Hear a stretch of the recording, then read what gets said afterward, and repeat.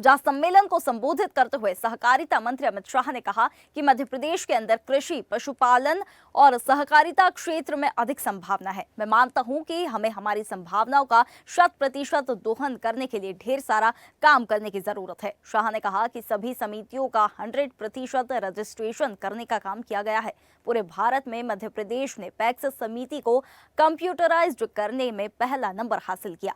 इसके लिए मैं मध्य प्रदेश को बधाई देता हूं।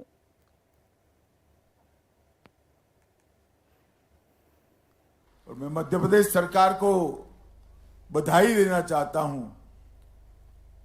कि पैक्स के कंप्यूटराइजेशन में पूरे भारत में पहला नंबर अपनी मध्य प्रदेश सरकार का, और पूरा कंप्यूटराइजेशन होकर डिस्ट्रिक्ट कोऑपरेटिव बैंक के साथ जुड़ा हुआ, नाबार्ड स्टेट कोऑपरेटिव बैंक के साथ जुड़ा हुआ, नाबार्ड के साथ भी हुआ, और ऑनलाइन ऑडिट कर सके ऐसी व्यवस्था उत्पन्न हो गई, जिसके कारण पारदर्शिता आई। और ये सारे पैक्स जो कंप्यूटराइज हुए वो सारे भारत की 13 भाषाओं में किसान की भाषा में काम कर रहे हैं। किसान को बैंक अकाउंट देना है, मध्य प्रदेश है तो हिंदी में दिखाई पड़ेगा, गुजरात है तो गुजराती में, बंगाल है तो बंगाली में, तमिलनाडु है तो तमिल में दिखाई पड़ेगा। इस प्रकार का एक सुंदर सॉफ्टवेयर बनाकर भारत सरकार ने पैक्स के अंदर प्रस्थापित करने का काम।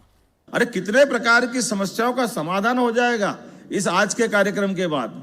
कुपोषण, अरे भाई कुपोषण में बाहर से कुछ खिलाएंगे पिलाएंगे अलग बात है, लेकिन केवल घर में उसका दूध उत्पादन का सिस्टम बना देंगे तो न केवल आय बढ़ेगी, बल्कि गाय अगर परिवार में है और माता बहनों को भी दूध मिल गया तो अपने आप अगली संतानों के लिए भगवान की दया से उसको दूध की तो कमी है, और क्या कमी है।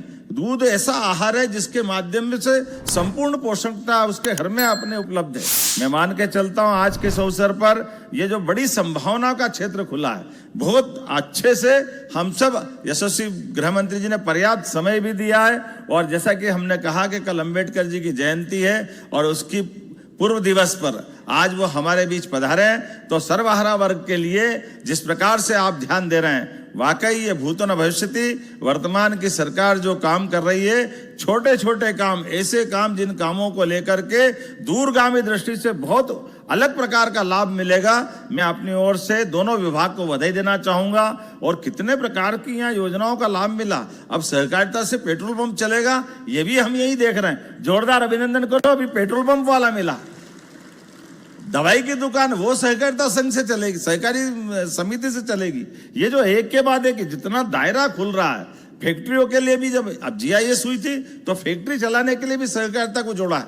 ये बहुउद्देशीय वाकई बहुत बड़ा क्षेत्र है। मेरी अपनी ओर से पुनः आज के इस अवसर पर इस कार्यक्रम के लिए समय देने के लिए माननीय गृह मंत्री जी भोपाल की धरती पे पधारे। दिल खोलकर आपका स्वागत है और आपका आशीर्वाद इसी प्रकार से हमको मिलता रहेगा। ऐसे ही वीडियोस के लिए लाइक करें, शेयर करें, फॉलो करें। YouTube पर जाकर सब्सक्राइब कर बेल आइकन दबाना ना भूलें और ताजा अपडेट्स के लिए SwadeshLive.com पर जरूर जाएं।